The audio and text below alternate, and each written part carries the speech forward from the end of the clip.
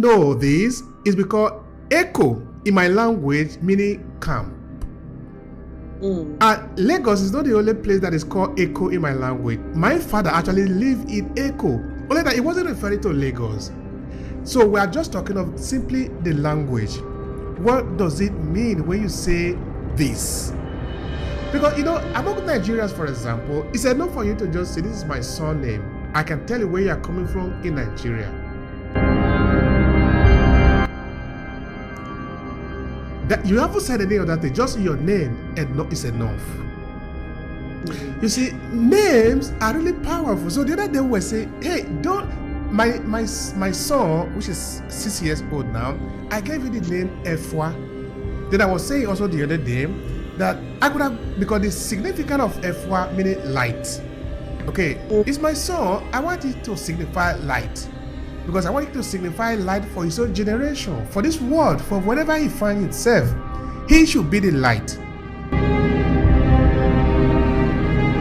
I want it to know light from the point of view of his ancestors, where he's coming from. That where he's coming from, light is called Efwa.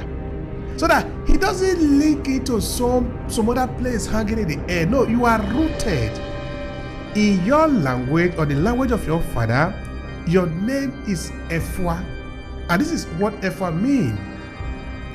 You see, this video was created for the purpose of adding value to you. So if this video make any sense to you, let me know in the comment section below. I'm interested in understanding what you take away from this video and if it makes sense to you, so we can provide more. And let's return to the video.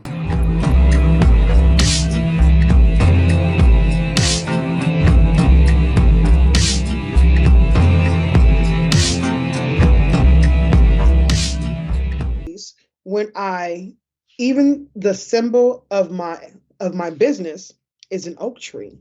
It's a twisted, and the trunk of that tree is actually a woman's body twisted, and her arms and her hair, like her locks, become the branches.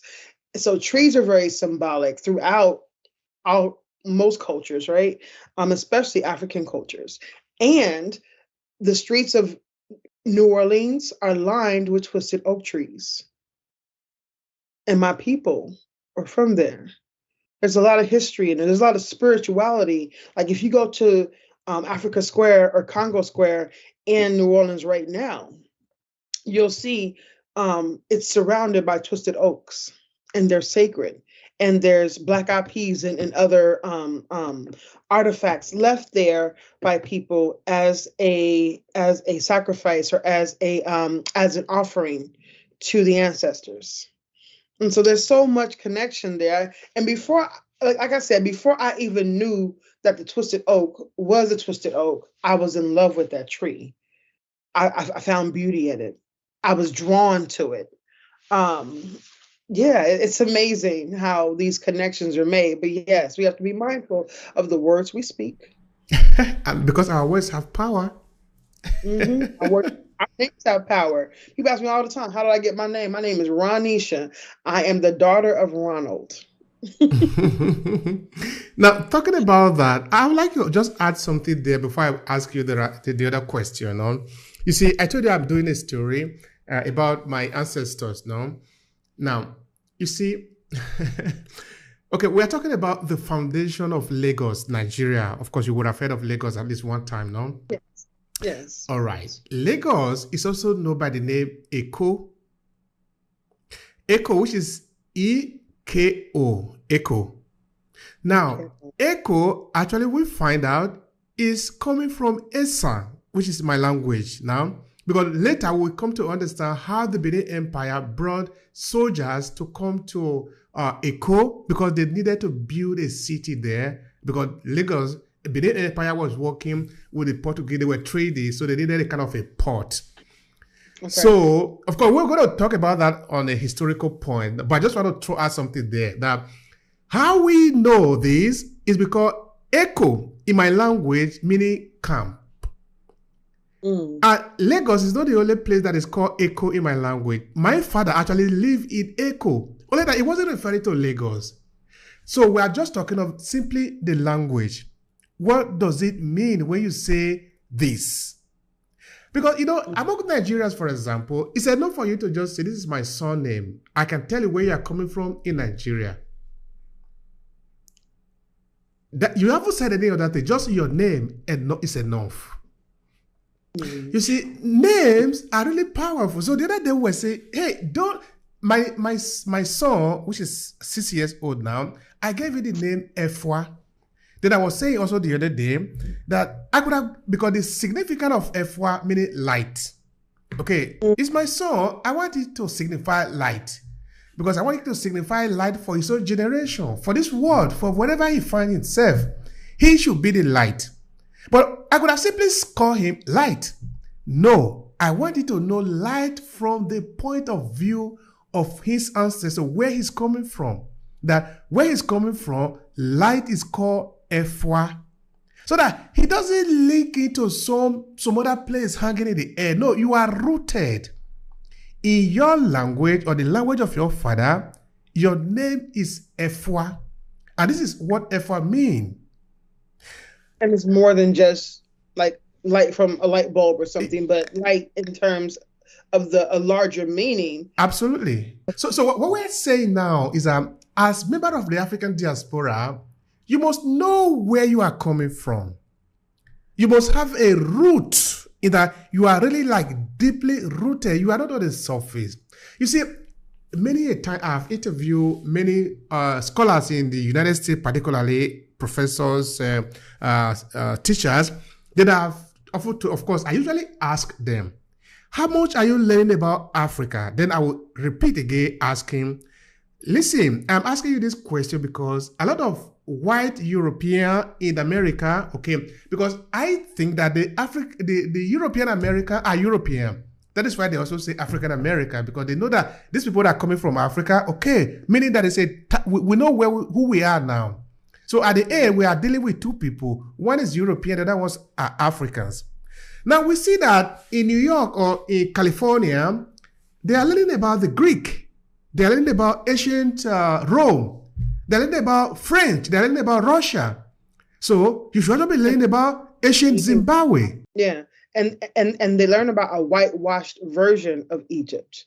They don't learn the true depth of history in Egypt, or that Egypt was much larger than the boundaries set for it today. And we look at Nubia and, the ancient history of it. They say ancient Egypt, but they're really just talking about the surface level, that they can paint the picture that Cleopatra was a white woman played by, or had to look like Elizabeth Taylor, right? And she was a white woman. Like all these things, there's so many myths. And people think that, movies, when you look at movies, that, it's okay for white characters to play black roles. But there are people today, adults, who really believe that Egypt is full of white people. That Egypt really isn't part of Africa. You know how they separate sub-Saharan Africa, right? Now, of course, I love how the African Union has rephrased it to say Africa south of the Sahara instead of sub, meaning under, as if there's a hierarchy, right?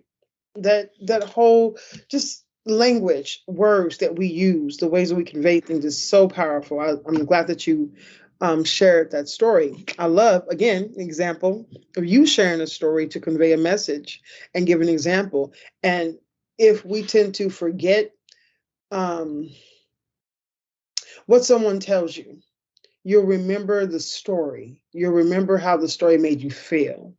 You can make a connection to it, right? I love that. Just in this moment, I appreciate your sharing. I receive those stories, because if I ever forget the details, the story will bring me back to it. All right. Thank you so much for that. All right. Now, talking about, because before, I think we were talking about healing centered or healing focus, as it were, and that is really very fundamental. Yeah. Now, I'm sort of curious, no? Is there a healing power in storytelling? Because now we're talking about how to use, or maybe looking for a way to use storytelling in our day-to-day life. So my curiosity is that, is there a healing power in storytelling? What do you have to say? I love that you ask questions that you know the answer to. But Hi, and thank you for checking out this short clip from Obehi Podcast. I'm Obehi Ewanfo, the host of the Obehi Podcast. This short clip was created from a full episode where we dive deep into this conversation. To see the entire video, all you need to do is to click on the link in the description of this video. Now, while you are there, I want to share something with you quickly. Are you a purpose-driven entrepreneur? Do you want to cut across the noise and attract the right audience, leveraging the power of storytelling? Now, pay attention. I'm currently working on a signature program to help you own your story and stand out for the competition. It's a 5-step journey to help reshape your professional and business narrative so you can drive success and stand out in the competition. And in less than 90 days. The link is what you see on your screen, academy.aclasses.org/story. Now, this is what we have understood. Storytelling is the most powerful instrument that is known to man. And this is what this could mean to you. You could either choose to own your story and leverage it to amplify your message and whatever you represent in this world, or some other person could own that story. The choice is yours. So why don't take advantage of your story and use it wherever you are, whether you are in business environment or you are a professional individual who want to be able to build your influence and leave a legacy behind because you represent something. You are owning your story. You are somebody whose story is important. So the choice again is yours. Now let's get started with this short clip.